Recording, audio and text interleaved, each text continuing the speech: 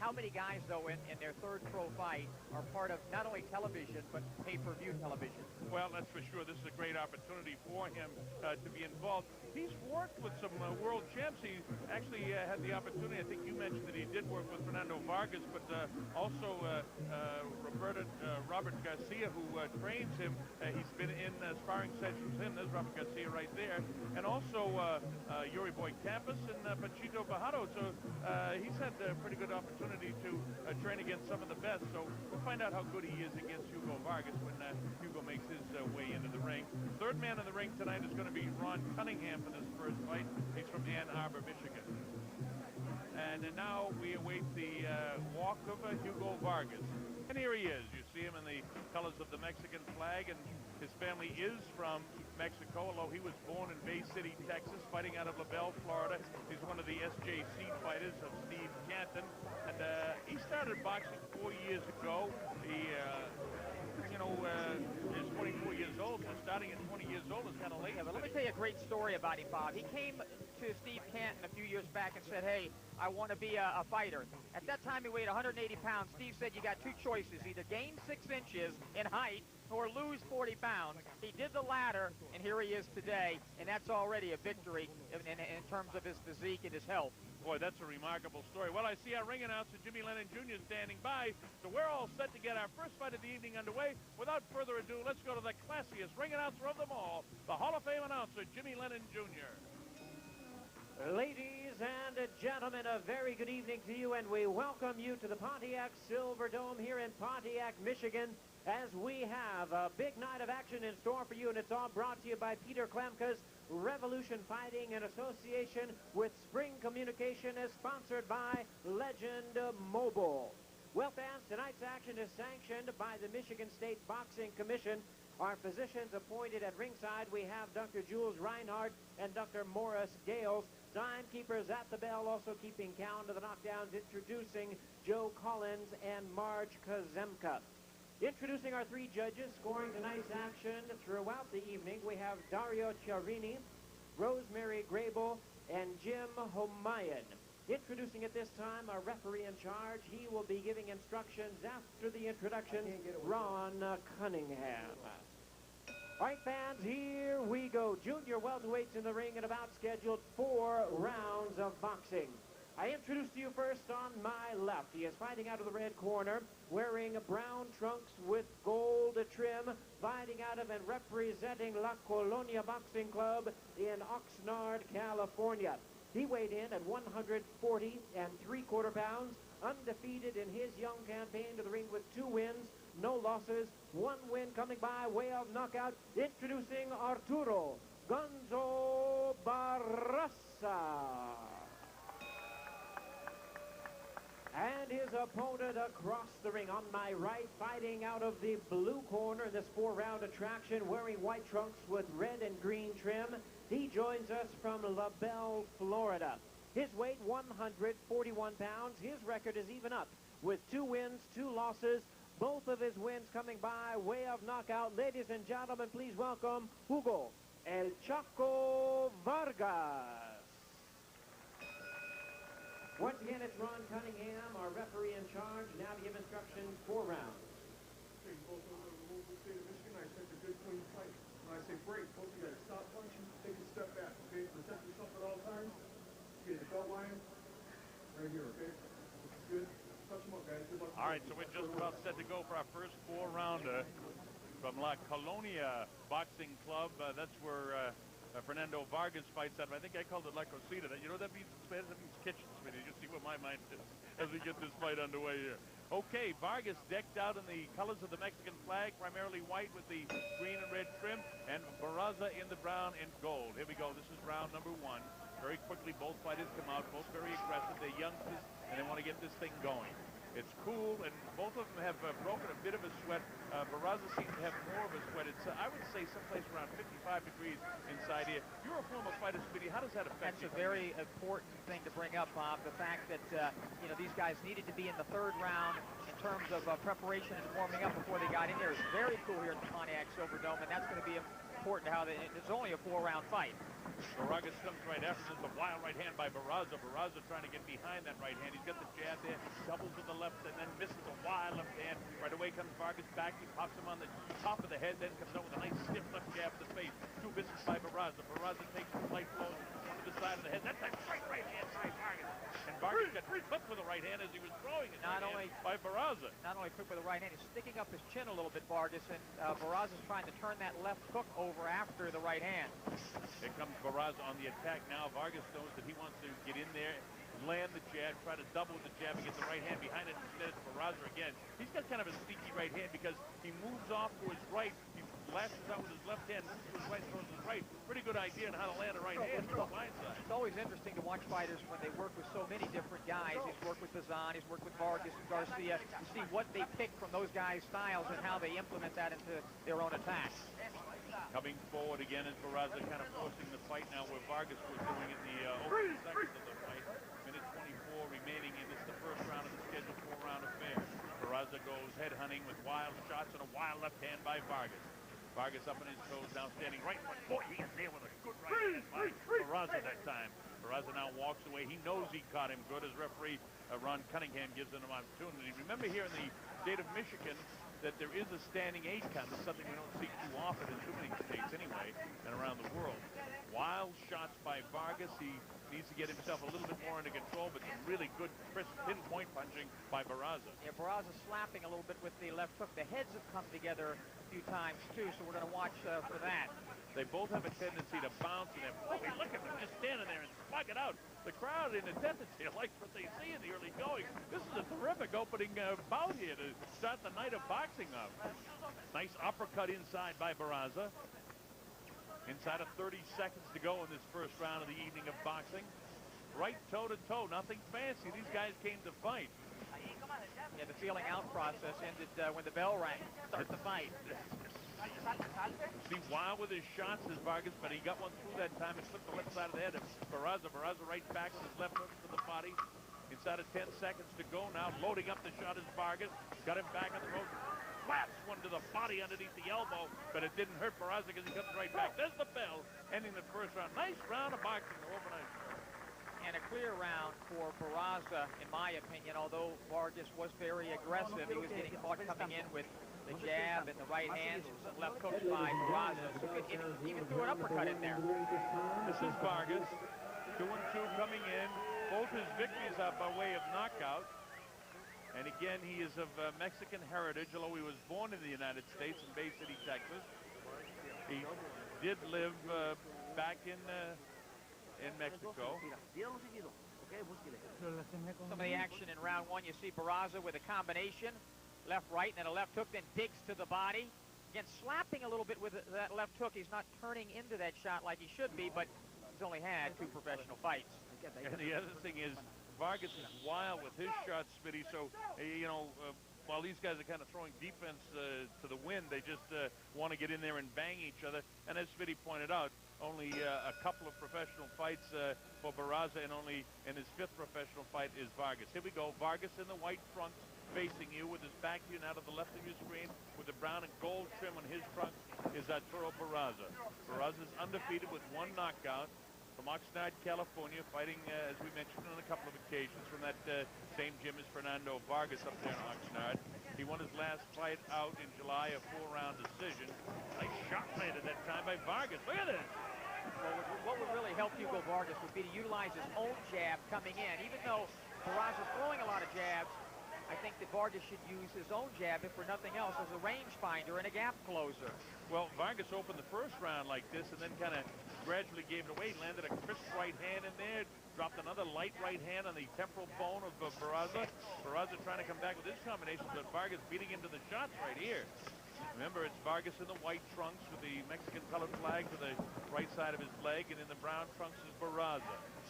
I like to identify the guys when they're young fighters that you probably haven't seen before, so I hope I don't bore you with that. A cracking, slashing right hand right to the jaw of Vargas that time, thrown by Barraza. Both of these guys are pretty good shape because they've gobbled up some pretty good shots from their opponents, Vinny. They have thrown a lot of punches. Again, I said there was no feeling out process. Barraza, very difficult to fight because he moves side to side, back and forth, sort of an I won't call him that awkward, but he's very difficult. Doesn't give you much to punch at. Also has pretty decent head movement. And here's a guy that only had 15 amateur fights, and they were 4 years ago before he decided he really wanted to be a fighter. He didn't get much action, so he decided he'd get out of it. And he told me that he's only fighting now for his daughter Zoe. The kid's only 25 years old, and he worships his daughter, and that's why he's in the prize ring. And referee Ron Cunningham says something about the low blow and keeping the hands up. Both guys a little bit puffy around the eyes, and I see maybe a little slit by the right eye of Vargas, and he just got hit right on top of it again by a nice left hook by Barraza. This round going kind of like the first round as Barraza tries to come back. He gets clipped on the jaw. They put him back on his heels, but he's all right. Hugo having a little bit better round, but again, he's posturing. He needs to get busy with that left jab of his own. Rather than just walking out, throw the jab, let it go out there rather than wing with those shots like he's doing right now. Now he's trying to hunt down Barraza. Barraza has nice movement, as you pointed out, Smitty. I like the way he'll bounce. He'll stand in front of his guy, then he'll get the heck out of there. You'll see him going back. A nice way getting out of the corner that time. He has nice defensive movement, and while defense isn't considered, very important by a lot of people, it is one of the things that the judges, one of the 4 things that the judges score on, besides clean hits and effective aggressiveness. Ring generalship, of course, defense is the other thing. And he's doing a great job of slipping most of these hard punches by Vargas, and another round in the tank, I think, in the bank for Barraza. All right, the bell ends round 2. That one a little too close for me, and you're giving it to Barraza. Vargas cut by the, looks like by the right eye there. As you take a look at Barraza with the ice, and now we get a look at Steve Kent, just see how bad that cut is. Particularly bad. It's just a little slit there, and it's only a 4-round fight, so I think Steve J. Kent can handle that pretty good. Yeah, Steve does a great job of handling cuts, as well as training all of his fighters. Better round, though, for Vargas, pinning, of course, Barraza against the ropes, being very aggressive, landing some shots to the body, and again, in terms of aggression, he definitely dominated that round, but did he do enough to win the round? Nice left hook by Vargas. Look at the determination in his face. Well, about 90% of the time, Smitty, you and I agree on the rounds. That time I disagree on that one. But you know what I found out? I was at the WBC convention in Tokyo this week, and I found out that professional judges disagree on close 10-9 rounds about 40 to 45% of the time. So that's all right. And how many times have we been to a fight and scored it at ringside, then go home and watch it and score it a little differently? Yeah, that's true, too, when you're watching it at home. All right, this is round 3 from Pontiac. You're watching live action.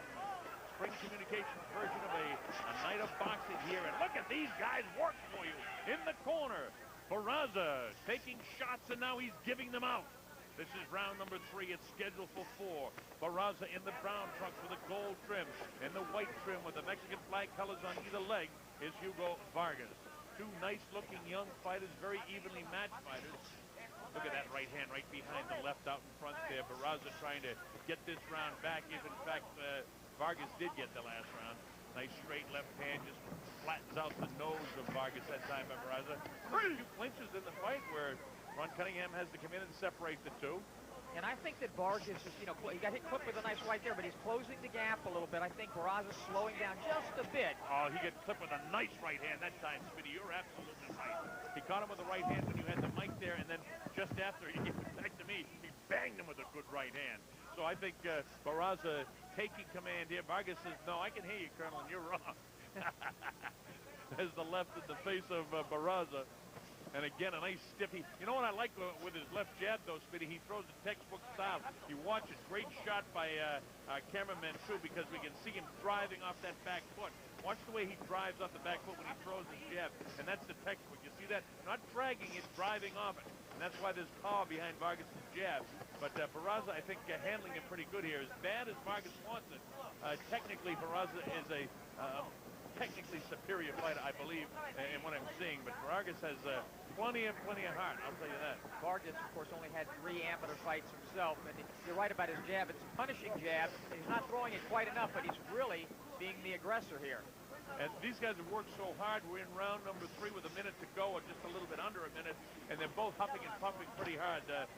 It's a tough step up for these guys that have fought short amateur careers and now fighting the 3-minute rounds as their professionals, and they really work working hard. They haven't slowed down, and I would have to say a borderline terrific opening fight here. Barraza reaching now with some of those right hands, and he's going to get clipped with some left hooks if Hugo can time that shot. Just missed the uppercut. Wild was that uppercut by Barraza, whistling past the head of Vargas. Vargas feints left, goes with the jab and backing off as Barraza. I like the way Barraza stays out of what I call a kill zone until he decides to engage, and then he comes in firing and then gets out of there. The old Angelo Dundee hit and don't get hit trick. And you see how aggressive Vargas is, but it's effective aggressiveness, which is important, and I think that has to go to Barraza. Look at this at the end of the round. They continue to slug it out, banging him to the ribs, and the bell is Vargas. A lot of determination by Hugo Vargas in that round. Here we go. This is the fourth and final round of our first fight of the evening. Hugo Vargas in the white trunk trying to come on. He needs this round, I would say, very bad if he's going to win this fight. I gave Barraza the last round, Smitty, so we're pretty much in line with the way we're seeing this fight. Barraza slightly out in front, but look at who the aggressor is right now, as he's been in the early going of every round. Look at this, folks. What a tremendous opening fight. No quit. Vargas, he pounds him to the body, has him up against the rope, digs to the body again, does Vargas. Hugo Vargas on the attack, and here comes Barraza. Barraza right back, trying to get caught up with Vargas. He takes the opening about 20 seconds of each round, and then all of a sudden, Barraza settles down. He doesn't get punished too hard. He knows what he's doing. Bangs him with the right hand and clips the left side of the head of Vargas. Vargas down, slowed down just a bit. Well, this is what we call a pure sixer, even though it's only scheduled for 4.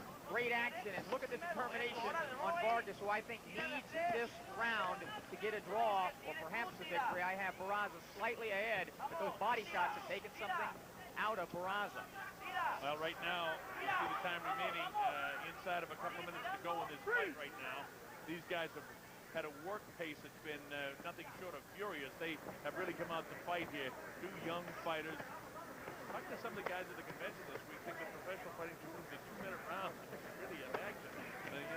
These guys are really working hard, sort of like amateur fighters, because they only have to go 4 rounds, but they really are working. While I was saying that, Barraza landed a really crisp right hand to the head, tries to go with a kind of a sloppy uppercut that doesn't do anything. There's the 1-2 combination taken on the gloves and partially on the head by Vargas.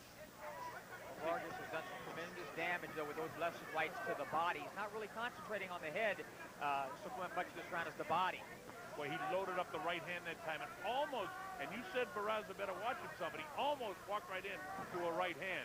Reminding me of the time that Francois Bota was cruising along through 5 rounds and walked into a right hand of a guy by the name of Mike Tyson. But he didn't quite land the right hand. He just grazed him with the right hand. Had he caught him, it might have been a different story, but he didn't get him. And that might be the difference in the fight. There's only 45 seconds to go here. Digging body shots again, and the body shots, if this were a longer fight instead of a 4-rounder, definitely would take a toll on Barraza, because Vargas has done a nice job in landing body shots. There's another one, not as good as some, but good enough to, cause some damage anyway.